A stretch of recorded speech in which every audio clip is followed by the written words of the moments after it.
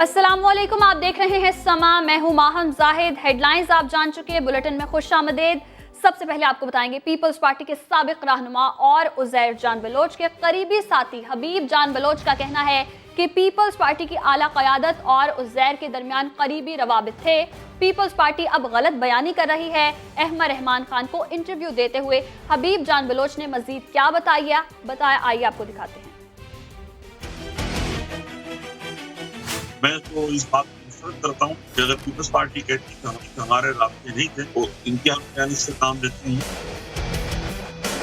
जो सच है उसको छुपाया नहीं जाता। ये मानना है उज़ैर बलोच के पीपल्स पार्टी के साथ रास्ते नहीं थे, बल्कि मरासिल। लेकिन आसिफ अली जरदारी, सैयद कायम अली शाह और मौजूदा वजीर वज़ीर आला फरियाल साहिबा, कादर पटेल, सईद गनी, यूसुफ बलोच साहब, नबील गबोल और ऐसे बहुत सारे पीपल्स पार्टी के सिंध के या वो लोग जो सिंध से ताल्लुक रखते थे, मेरा ख्याल है सब लोग उज़ैर को जानते। अब आप उज़ैर बलोच को पाबंद रखकर जीआईटी का नाम लेकर किसको ब्लैकमेल करना चाहते हैं, किसको डराना चाहते हैं? उज़ैर ने जो क्राइम किया है वो मानता है, सबूत रियासत देती है, तो उसे आप सजा दें।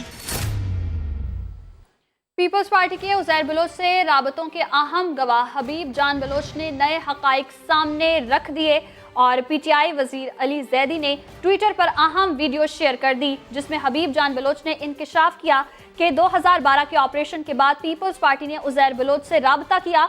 उज़ैर बलोच से मिलने कायम अली शाह, शर्मिला फारूकी और फरियाल तालपुर गईं। उन्होंने कहा उज़ैर बलोच को 5 करोड़ रुपए नकद दिए गए। फिर उज़ैर बलोच पीपल्स पार्टी में शामिल हो गए। अली जैदी ने मामले पर सुप्रीम कोर्ट से अज खुद नोटिस की दरखास्त की। उन्होंने सुप्रीम कोर्ट में पिटीशन दायर करने की तैयारी भी कर ली। सन 2012 ऑपरेशन के बाद पीपल्स पार्टी ने उज़ैर बलोच से फिर राब्ता किया। उज़ैर बलोच को 5 करोड़ रुपए नकद दिए गए और इस तरह उज़ैर बलोच फिर पीपल्स पार्टी में शामिल हो गए। उज़ैर बलोच फिर पीपल्स पार्टी में। तहरीक इंसाफ के वजीर अली जैदी ने उज़ैर बलोच के करीबी साथी हबीब जान बलोच का अहम इंटरव्यू ट्विटर पर शेयर कर दिया। साथ ही ये तबसरा किया कि हमारे यहाँ जुर्म और सियासत हाथ में हाथ डालकर चले हैं। इंटरव्यू में हबीब जान बलोच ने इंकशाफ किया कि पीपल्स पार्टी दौर में उज़ैर बलोच सिर्फ लियारी नहीं बल्कि आईजी सिंध समेत जहां चाहता पुलिस के तबादले करवाता था। जरदारी साहब की मुलाकात। बलोच का कहना है कि रहमान मलिक की वजारत दाखिला उज़ैर बलोच के घर के दरवाजे पर हाथ बांधे खड़ी रहती थी और आसिफ जरदारी मुंह बोले भाई से मिले भी थे। फिर दूरियां कैसे हुई? हबीब जान बलोच से गुफ्तगू के दौरान अली जैदी ने इस मामले पर सुप्रीम कोर्ट से खुद नोटिस की दरख्वास्त की। इस वक्त ऑनरेबल चीफ जस्टिस है Pakistan, supreme court of Pakistan के, उनसे अपील है कि 184(3) में इसका आज खुद नोटिस लें सारे मामले का। और अगर वो मैं इंशाल्लाह, मेरी पिटिशन भी तैयार हो रही है, मैं इसका पिटिशनर भी बनूंगा। और बताया कि वो पिटिशन तैयार कर रहे हैं। अली जैदी ने गुज़िश्ता रात इस वीडियो के बारे में पहले ही ट्वीट कर दिया था। तो इसी सारे मामले पर हमारे साथ बात करने के लिए मौजूद हैं शर्मिला फारूकी साहिबा। बहुत शुक्रिया आपके वक्त का। शर्मिला साहिबा, अली जैदी ने एक वीडियो जारी की है जिसमें हबीब जान बलोच ये दावा कर रहे हैं कि पीपल्स पार्टी के रहनुमा उज़ैर बलोच से मिलने गए, उनमें आपका नाम भी शामिल है। क्या कहेंगे इस पे? जी बहुत शुक्रिया। देखिए, हमारी मुलाकात इस तरह मैं पहले भी बता चुकी हूँ कि एक इशाइये पे हुई थी जो लियारी की इलेक्टेड एमपीए सानिया नाज ने दिया था।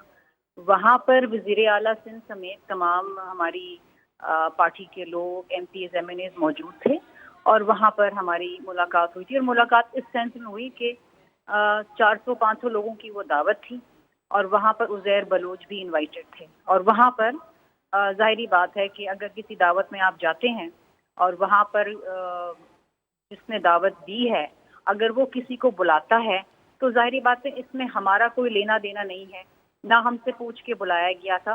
तो कुछ देर हम लोग वहाँ पर थे और खाना खाया, वापस आ गए, वहाँ पर वो भी मौजूद थे। शर्मिला साहिबा, आप तो अशाई की बात करिए, लेकिन हबीब जान तो ये दावा कर रहे हैं कि मिलने गए बाकायदा तौर पर रहनुमा जितने पीपल्स पार्टी के हैं और उनमें आपका नाम भी शामिल किया गया। नहीं, मैंने वो वीडियो देखी है जो अली जैदी ने आज सुबह ट्वीट करी है, लेकिन मुझे एक चीज समझ नहीं आ रही कि इस मुल्क में इस वक्त इतने सारे मसले हैं, ना बिजली है, ना गैस है, ना पेट्रोल है, ना चीनी है, ना आटा है।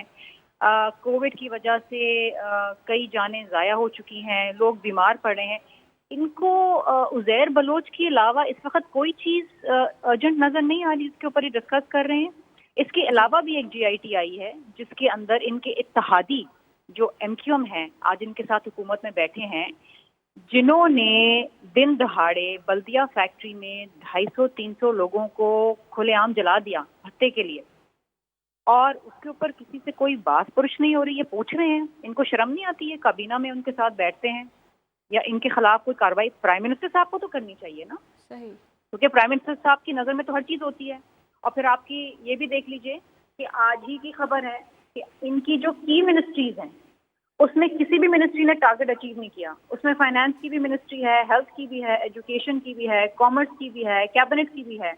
और कल ही आपने खबर सुनी होगी कि प्राइम जी। मिनिस्टर साहब बड़े नाराज हुए क्योंकि इनके वफाकी वज़रा जो हैं वो अपनी मिनिस्ट्रीज पे तवज्जो नहीं दे रहे, वहाँ टारगेट अचीव नहीं कर रहे, क्योंकि मसला ये है जी। कि अपनी वजारतों को शर्मिला छोड़ साहिबा, के ये उन पे सारी तवज्जो बातें तो देने एक की बजाय तरफ, है कि उज़ैर लेकिन बलोच अब की ये जो वीडियो की पीछे बात हो रही है, मामला उठाया गया है, पिटीशन भी दायर करेंगे कहा गया अली जैदी की जानिब से, तो ये जो 5 करोड़ रुपए दिए गए उनको पार्टी में शामिल होने के लिए, इस पर आप क्या कहेंगी? क्या ये बात ठीक है?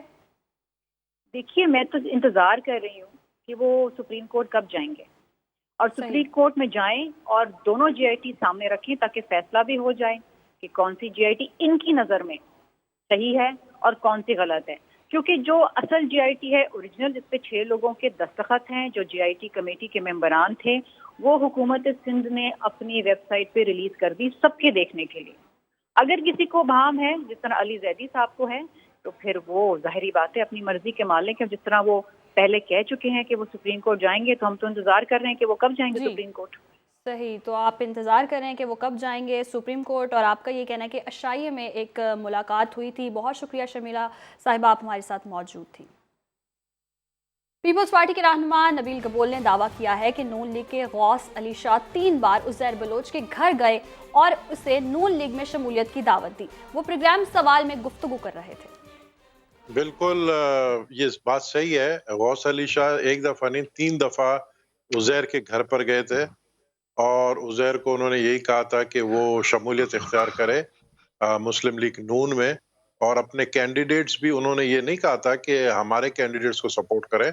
ज़ाहिर है कोई किसी से सपोर्ट लेने जाता है तो वो ये नहीं कहता हमारे कैंडिडेट, वो कहता है उन्होंने जो कहा है, और मुझे ये बिल्कुल यानी मैं 100% इसको तस्दीक करता हूँ कि गौस अली शाह ऑलमोस्ट ये मुस्लिम लीग नून में चले गए थे, लेकिन लास्ट मोमेंट में फिर एक कमेटी बनी सईद गनी, कादिर पटेल और सेनेटर यूसुफ बलोच की, जिन्होंने जाकर फिर उज़ैर बलोच के साथ मुज़ाकरात किए और मुज़ाकरात के बाद फिर उसको मनाया, और फिर जो है वो उन्होंने गौस अली शाह को मना कर लिया, लेकिन ऑलमोस्ट वो चले गए थे मुस्लिम लीग नून में। कराची के साबिक पुलिस चीफ अख्तर हसन गोरचानी का कहना है कि लियारी गैंगवार को पीपल्स पार्टी के इस वक्त के वजीर दाखिला जुल्फ़िकार मिर्जा की पुष्टपनाही हासिल थी। उज़ैर बलोच के लिए SHO लगाना भी कोई बड़ी बात नहीं थी। समा के chief crime reporter Ahmed Rehman Khan को इंटरव्यू देते हुए मजीद क्या कहना था उनका, आपको दिखाते हैं। CPO कराची थे जब कराची ऑपरेशन, खासतौर पर लियारी ऑपरेशन किया गया, तो आप क्या समझते हैं लियारी गैंग वॉर? पहले तो आप हमें बताएं कि वो क्या चीज थी, क्योंकि आपने तो उस पर वर्कआउट किया होगा, और किसकी पुष्टपनाही उसको हासिल थी? लियारी गैंग वॉर का किस तरह वो बना, किस तरह डेवलप हुआ, किसने उसको पैट्रनाइज किया, वो तो एक मतलब आपको थोड़ा उसके बैकग्राउंड में जाना पड़ेगा। उस जमाने में एक पीपल्स अमन कमेटी बनी थी, आपको याद होगा। उस जमाने में जुल्फकार मिर्जा साहब इंटीरियर मिनिस्टर होते थे सिंध के, तो उनको काफी पैट्रनाइज भी किया गया और शायद असला उसला भी दिया गया उनको, जो कहा तो यही गया था उस वक्त कि उनको अपनी हिफाजत के लिए दिया जा रहा है। लेकिन उसके बाद हालात ऐसे बिगड़े, बदअमनी शुरू हुई, कभी किडनैपिंग्स हो रही थी, कभी मर्डर हो रहे थे, तो हमें चारों नाचार उसमें ये लियारी ऑपरेशन स्टार्ट करना पड़ा। तो आप नहीं समझते कि ये सिर्फ कोई चंद माह का गंद नहीं था, चंद माह से उनको असला फराम नहीं किया जा रहा था, बल्कि एक ये बड़ा पुराना सा सिलसिला था कि उनको बाकायदा ऑर्गेनाइज्ड कराया गया था? इनको पैटर्नाइज तो उस वक्त के वजीर दाखिला थे जो जुल्फिकार मिर्जा साहब, उन्होंने ही इसको ऑर्गेनाइज किया, उन्होंने ही इसको पैटर्नाइज किया। तो वो मतलब एक तरह से उनको आप कह सकते हैं कि उन्हीं की सियासी पुष्टपनाही की वजह से मामलात इतने खराब हुए कि वो इस हद तक मुंह जोर हो गए कि फिर कराची के हालात खराब होने लगे। सर, पीपल्स पार्टी से इसको कितना जोड़ेंगे आप? क्या पीपल्स पार्टी से इनका कोई लिंक था? जुल्फ़िकार मिर्जा साहब भी तो पीपल्स पार्टी के ही मिनिस्टर थे ना। अब देखना ये है कि पीपल्स पार्टी में किस ने उनको पैट्रनाइज किया था। तो जुल्फ़िकार मिर्जा साहब पीपल्स पार्टी से बाहर तो नहीं थे, पीपल्स पार्टी के वजीर दाखिला थे। तो आप क्या कहेंगे, मतलब एक क्रिमिनल या फिर एक ऐसा शख्स वो इतना पावरफुल हो गया कि वो तैनातियां कराता था पुलिस में, चाहे वो आपके टेन्योर में ना हो? ऐन मुमकिन है कि वो पैसे जो तैनात कराता रहा, उसमें कोई बड़ी बात नहीं। जब आपका सूबे का वजीर दाखिला ही आपके बहुत बड़ा सपोर्टर हो, तो कोई बड़ी बात नहीं कि SHO उसकी मर्जी से लगे हों या पुलिस अफसरों से उनके ताल्लुकात हों। और खबरों का सिलसिला आगे बढ़ाएंगे। आपको बताएंगे मुफाहमत के बादशाह ने 6 माह बाद सियासी मैदान में एंट्री दे दी। बिलावल भुट्टो के हमरा कराची में फजलुर रहमान से मुलाकात हुई। आसिफ अली जरदारी ने कहा, अवाम दुश्मन बजट और NFC अवार्ड पर कोई समझौता नहीं होगा। फजलुर रहमान ने PP के मौक़िफ़ में से इत्तेफाक किया।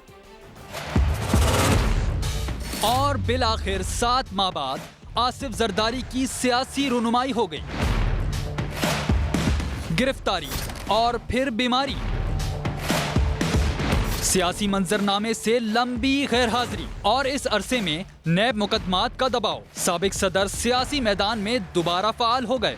अपने सियासी वारिस बिलावल भुट्टो के साथ जोड़ तोड़ के माहिर मौलाना फजलुर रहमान से मुलाकात। 1.5 घंटे लंबी बैठक में अहम सियासी उमूर पर गुफ्तगू, साथ चलने के अज़म का इजहार किया गया।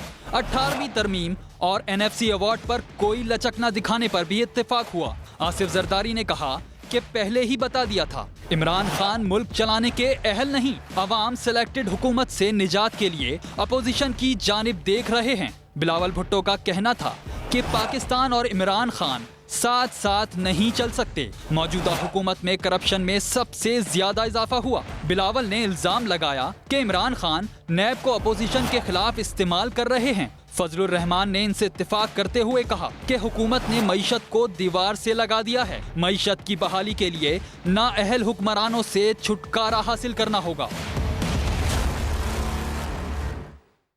नॉर्थ कराची में वाक़ मोहम्मद शाह कब्रिस्तान सीवरेज के पानी से भर गया। कब्रिस्तान आने वाले शहरी हुकूमत पर बरहम हो गए। मज़ीद जानते हैं साद साबरी से। जी साद, बताइएगा।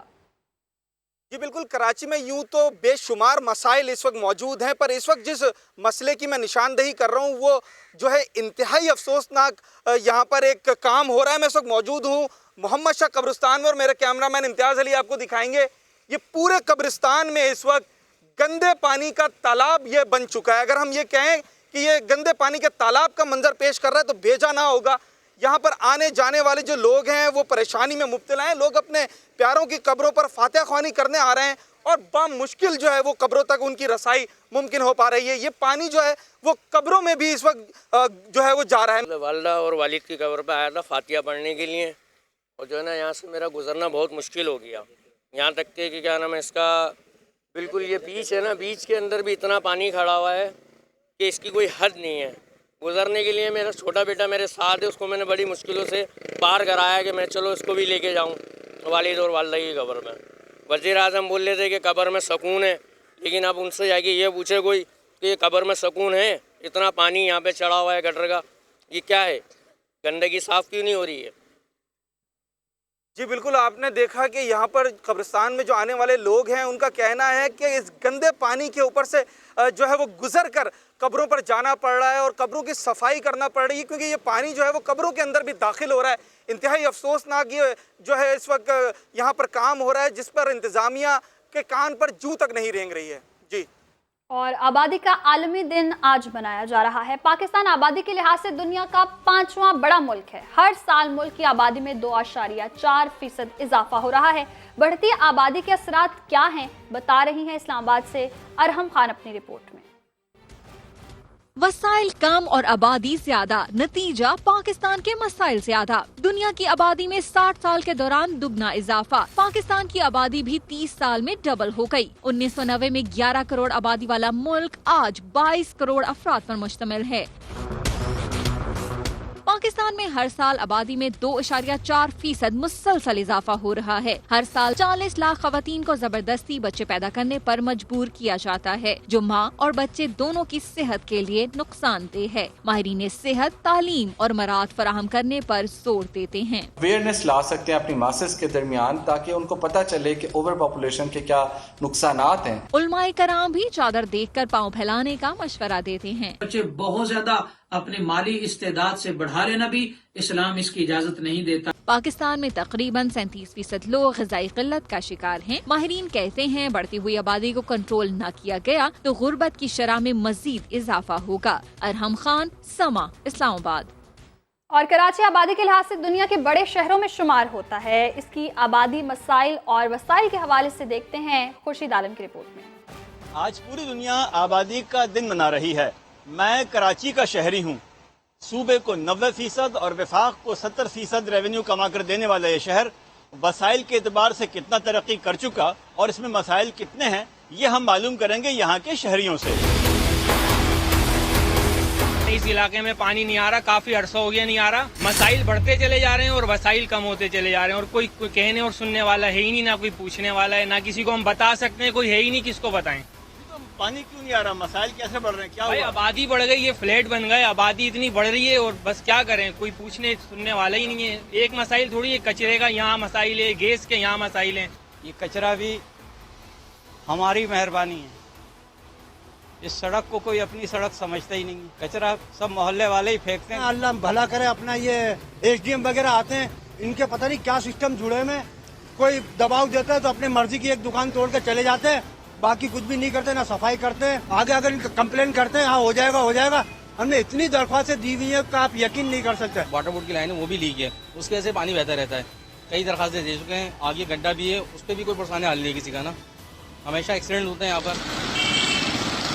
कराची में निकासी आब का मंसूबा S3 मुकम्मल नहीं है, जिसकी वजह से कराची के मुख्तलिफ सड़कों पर गंदा पानी बहता नजर आता है। कचरा उठाने का माकूल इंतजाम नहीं। मुख्तलिफ आबादियों में जो मकानात पहले सिंगल स्टोरी हुआ करते थे, अब वहाँ पर 2 मंजिला, 3 मंजिला, 4 मंजिला और कसीरुल मंजिला ऊंची इमारतें बन चुकी हैं। वसाइल में इजाफे के बजाय कराची शहर के मसाइल में रोज बरोज इजाफा होता जा रहा है, मगर न वफाक और सूबाई हुकूमत इसको कुछ देने को तैयार है। कैमरामैन कामरानुद्दीन के साथ खुर्शीद आलम, समा, कराची। और कोरोना और लॉकडाउन में बच्चों की शरह पैदाइश में इजाफा हो गया है। फैसलाबाद में गुज़श्ता साल की निस्बत रवां बरस 6 माह में 18% से ज़ायद बच्चों की पैदाइश हुई। यूसुफ चीमा की रिपोर्ट में देखिए। फैसलाबाद में शरह पैदाइश ने कई सालों के रिकॉर्ड तोड़ डाले। ज़िले इंतजामिया के दादोशुमार के मुताबिक रवां बरस के पहले 6 माह में 1,09,602 बच्चे पैदा हुए, जो गुज़श्ता साल की निस्बत 18% ज़्यादा हैं। पिछली साल की निस्बत ना ये ऐसा ज़्यादा बच्चों को अंदराज हुआ है। हमारे मुल्क की इक़्तिसादी हालात इतने मुतहम्मल नहीं हैं कि इतनी बड़ी पॉपुलेशन के सैलाब को वो कवर कर पाएँ। लोग आबादी में तेज़ी से इजाफे पर भी गैर संजीदा हैं। आबादी में इजाफा होने दें, मुल्क को कुछ भी नहीं हो सकता जब तक आपके हुक्मरान सही नहीं ना होते, तो आपके मुल्क का कुछ भी नहीं बढ़ सकता, चाहे आबादी कम हो या ज़्यादा हो।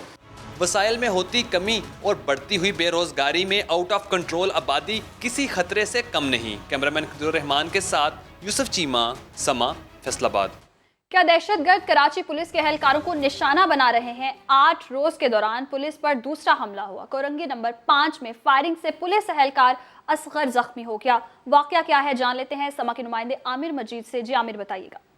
जी बिल्कुल, कराची पुलिस पर 8 रोज के दौरान ये दूसरा टारगेट अटैक जो है वो किया गया है। पुलिस एहलकार मोहम्मद असगर अपने घर से थाना जमान टाउन जहां पर वो तैनात थे, ड्यूटी पर जा रहे थे, जब मोटरसाइकिल सवार अफराद ने उनको निशाना बनाया है, उनको गोली मारी है, जख्मी किया है और जख्मी करने के बाद उनका असला लेकर यहाँ से फरार हो गए हैं।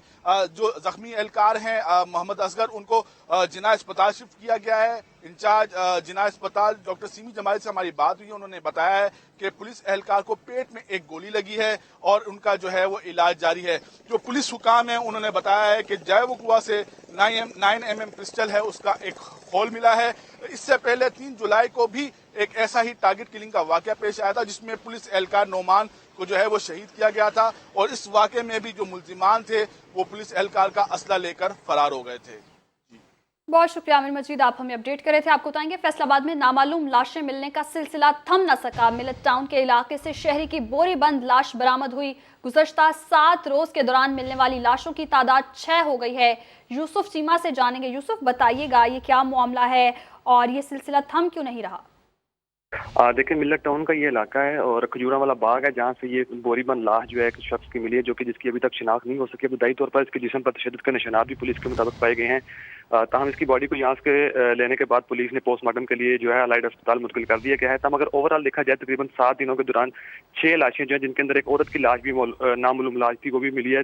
तब अभी तक पुलिस इस हवाले से जो है बिल्कुल लाजवाब है। उनका यही कहना है कि ये लाशें किसी न किसी कत्ल का शाखसाना हो सकती हैं। तब इस बारे के तफ्तीश करने के बाद ही कुछ सामने आ सकेगा। तब अभी तक किसी मुल्ज़िम को भी इस बारे में गिरफ्तार नहीं किया गया है। कोई मुल्ज़िम गिरफ्तार नहीं हुआ है। बहुत शुक्रिया यूसुफ, आप हमें अपडेट कर रहे थे। मुल्तान में पीरा गायब रोड के करीब मकान की छत गिरने से 5 अफराद मलबे तले दब गए। रेस्क्यू की जानिब से मलबे तले अफराद को निकालने के लिए ऑपरेशन जारी है। 3 बच्चियों और 1 टीचर को निकाल लिया गया है। एक शख्स की तलाश जारी है। इस हवाले से मजीद जानते हैं हमारे नुमाइंदे मोहसिन अली से। जी मोहसिन, बताइएगा, इस वक्त एक शख्स जो है वो मलबे तले दबा हुआ है, उसकी तलाश जारी है।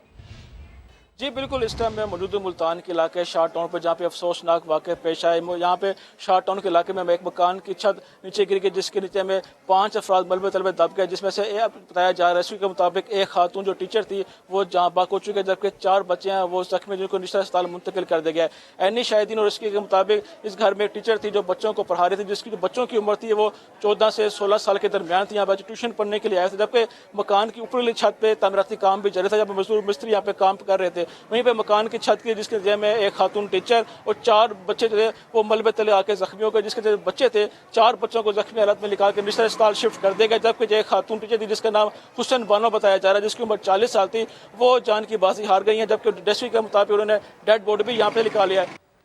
जी बहुत शुक्रिया मोहसिन अली, आप हमें अपडेट कर रहे थे। आगे बढ़ेंगे, आपको बताएंगे पेशावर की ज़िला इंतजामिया ने आवारा कुत्तों के सर की कीमत मुकर्रर कर दी है।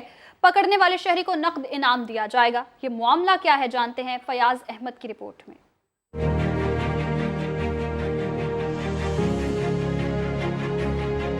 आवारा कुत्ते पकड़ो और पैसे हासिल करो।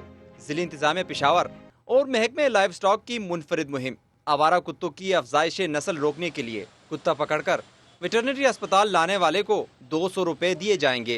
एक डाग लेके आई तो उसको जो है 200 देंगे, अगर दो डाग लेके आई तो जो है ना उसको 400 देंगे, ठीक है।